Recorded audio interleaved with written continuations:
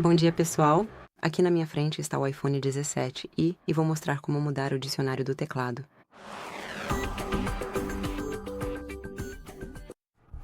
Então, primeiro de tudo, abra as configurações, depois encontre e selecione Geral e vá para teclado, ou, na verdade, dicionário, desculpe.